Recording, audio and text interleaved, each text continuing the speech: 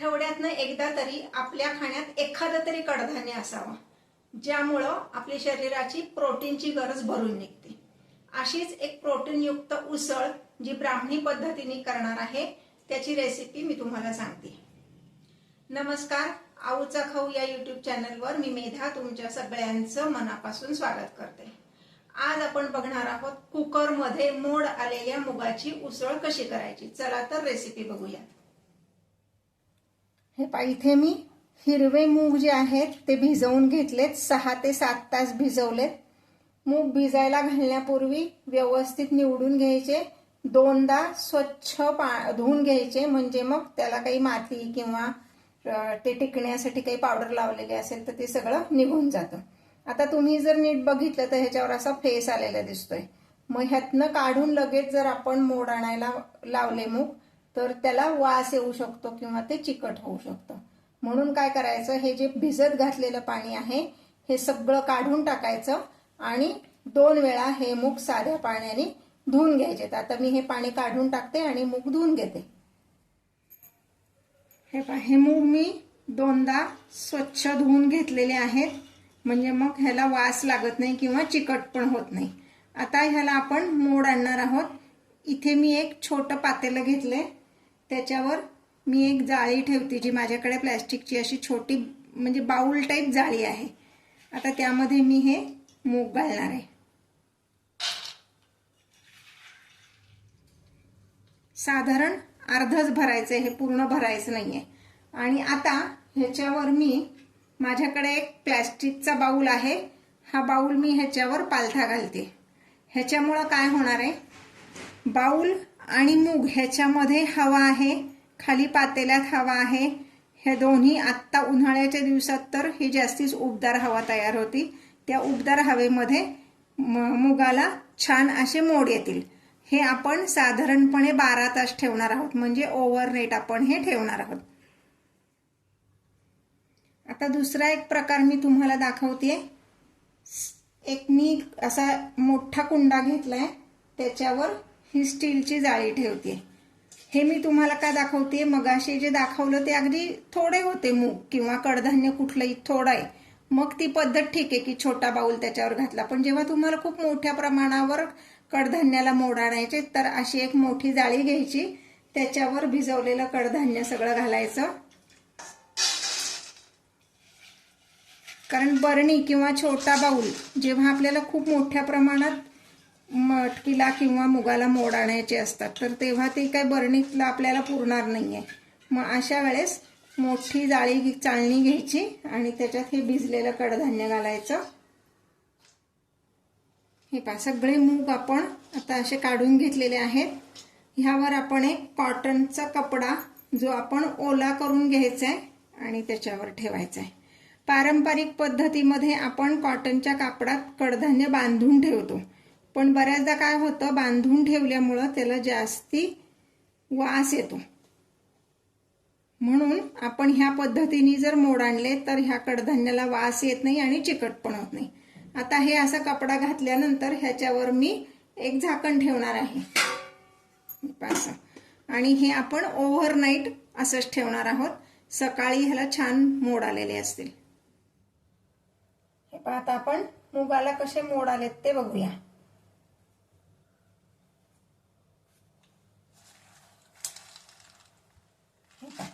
अगदी खूप लांब लांब मोड आमच्याकडे आवडत नाहीत, म्हणून मी तेवढा वेळ ठेवला नाहीये। तुम्हाला जर खूप असे लांब लांब मोड हवे असतील तर साधारण 12 ते 14 तास मूग असेच ठेवा, म्हणजे मग त्याला मोठे मोठे लांब लांब असे मोड येतील। पण तसे खूप मोठे असे लांब लांब मोड आले ना की पदार्थाची चव बदलते। हे पहा, आता दुसरी पद्धत जी आपण केली होती त्यात पण बघूयात। हे पहा, ह्याला आपण असे छान मोड आले। खूप मोठे मोठे मोड आले ना की ते कडधान्य असं कुजल्यासारखं लागतं। असे छोटे छोटे मोड असले की त्या कडधान्याची जी मूळ चव असते ती टिकून राहते, म्हणून फार मोठे मोठे मोड आणायचे नाहीत। दोन्ही प्रकारे तुम्ही कसे मोड आणायचे ते मी तुम्हाला दाखवलं। तुम्हाला जे योग्य वाटत असेल पद्धत ती तुम्ही वापरू शकता। मुगाची उसळ करण्यासाठी लागणारं वाटण आपण आधी करून घेणार आहोत। त्यासाठी मी साधारण अर्धी वाटी एवढा नारळ घेतलेला आहे ओला,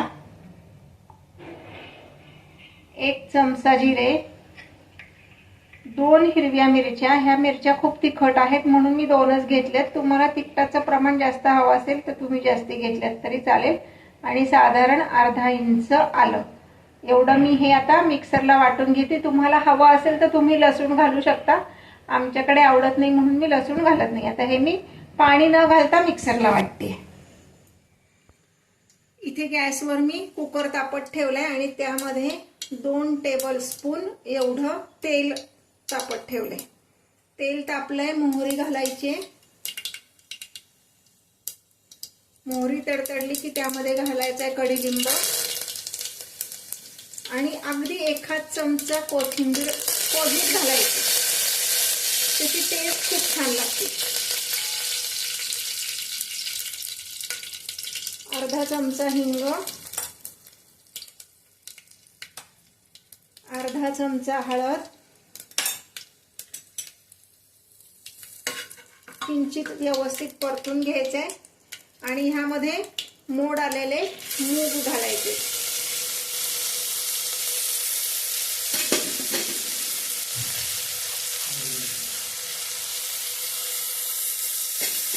मूग किती घेतले ते मी सांगते तुम्हाला।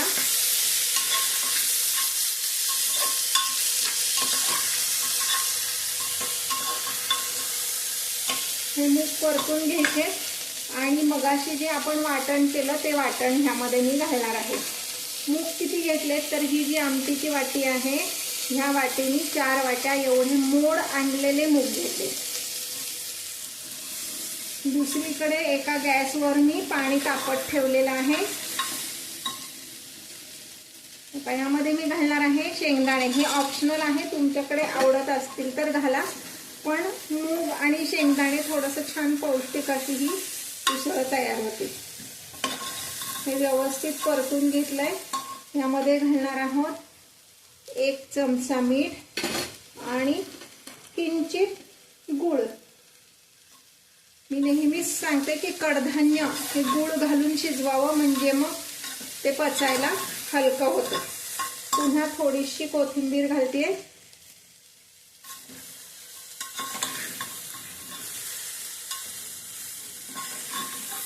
तसं तर अगदी झटपट होणारी अशी ही मुगाची उसळ आहे, फार काही त्याला तामझाम वाटण घाटण लागत नाही। आता मगाशी जे मी म्हणलं की मी दुसऱ्या गॅसवर पाणी तापत ठेवले ते पाणी मी ह्यात घालते। पाणी किती घेतलं तर 2 वाट्या पाणी मी घेतलंय। हे 2 वाट्या गरम पाणी मी ह्यात घालणार आहे, म्हणजे बेताचा रस ह्यामध्ये होईल। तुम्हाला जर जास्त रस हवा असेल उसळीला तर तुम्ही पाण्याचं प्रमाण थोडंसं वाढवलं तरी चालेल।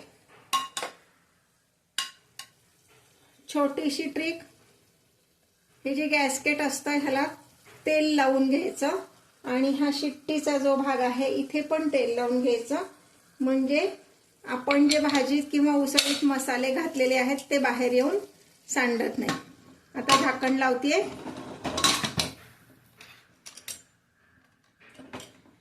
आणि मीडियम फ्लेमवर आपण 3 शिट्ट्या करणार आहोत। हे पहा, ही उसळ आपली सर्विंगसाठी तयार आहे। मी सर्विंग बाउलमध्ये काढून घेतली आहे। त्यावर गार्निशिंगसाठी आपण खोबरं आणि कोथिंबीर घालणार आहोत। मी जे व्हिडिओज तुम्हाला दाखवते ते आवडत असतील तर लाईक, शेअर आणि कमेंट करायला विसरू नका।